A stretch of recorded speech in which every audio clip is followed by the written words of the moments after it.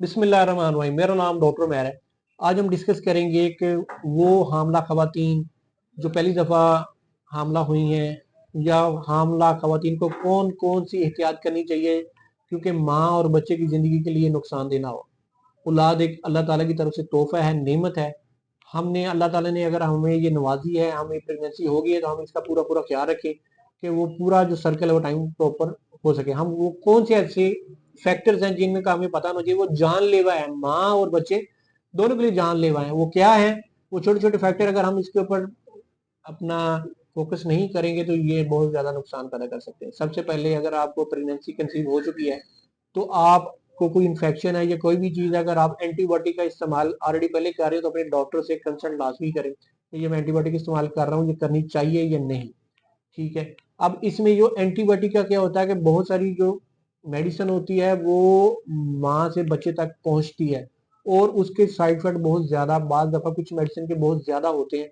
वो side effect क्या है? उसमें जो दांत टेढ़े हो सकते हैं, हड्डियों का टेढ़ापन हो सकता है, बच्चे की नशोनुमा के ऊपर नहीं हो सकती। और उसमें क्या होता है कि कोई एक अज्जा जो है वो फुली डेवलप नहीं हो सकता, किसी किस्म की भी डिफॉर्मिटीज हो सकती है। इसलिए कोशिश करेगा आपने एंटीबायोटिक कम से कम लेनी है और अपने डॉक्टर से कंसल्ट करके लेनी है, क्योंकि जो सेफ एंटीबायोटिक है वो आपको रिकमेंड करे। और दूसरे, आपने अगर आपको ब्लड प्रेशर का इशू, आपको हाइपरटेंशन, तो हमने इसमें लिमिटेड सेफ मेडिसिन होती है, जैसे एल्डोमेट है, ये बहुत सेफ मेडिसिन है हाइपरटेंशन में। ये अपने डॉक्टर से कंसल्ट करके अगर कोई और मेडिसिन ले रहे हैं तो आप इस पे शिफ्ट करें या आपको इसका अल्टरनेट दे जो आपके हाइपरटेंशन की मेडिसिन है वो आपको सेव कर सके। इसमें तीसरा आपने क्या करना है, अपनी डाइट प्रॉपर रखनी है। अगर आपको ये होता है कि उल्टी आना शुरू हो गई है तो आपने इसमें टेंशन नहीं लेनी कि उल्टी आना आ रही है, हमारे अंदर कुछ नहीं रखा, उल्टी आ गई है कोई बात नहीं, आप नेक्स्ट आपने इसमें कुछ ना कुछ आपने चीज लेते रहना है, जो आपके अंदर कोई ना कोई चीज तो आपका अज्जार, न्यूट्रिशन, विटामिन रहेंगे। और नेक्स्ट इसमें हमने यह कि जैसे हमारी प्रेगनेंसी होती है, हमारे हार्मोन्स फुली डेवलप हो रहे होते हैं, हमारे हार्मोन्स में बहुत सारा चेंजिंग हो रही होती है, जिसकी वजह से हमारा मूड स्विंग होता है, हमें गुस्सा आता है, बाज़ दफा खाने को दिल नहीं करता है। और बहुत सारी ऐसी चीजें होती है कि जो हम पहले नहीं हमने देखी होती, इसलिए आपने रिलैक्स रहना है, इसके ऊपर अपने टेंशन नहीं लेनी। ये भी टाइम के साथ साथ ये चीजें भी आपको इंशाल्लाह काफी हद तक बेहतर हो जाएगी।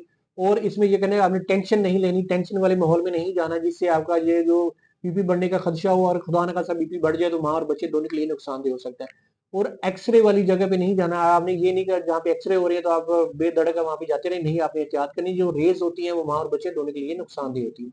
उम्मीद करता हूँ ये जो फैक्टर है ये जहर है, ये माँ और बच्चे दोनों के लिए जहर है, आपने इनके ऊपर अमल करना है। इंशाल्लाह अल्लाह ताला आपका हामी नासर हो। इस वीडियो के रिलेटेड कोई भी क्वेश्चन करना चाहते हैं तो नीचे मेरा व्हाट्सअप नंबर दिया, उस पर मुझे कॉन्टैक्ट कर सकते हैं। आने वाली में इन्फॉर्मेटिव वीडियो के साथ आपसे इजाजत चाहूंगा। अल्लाह हाफिज।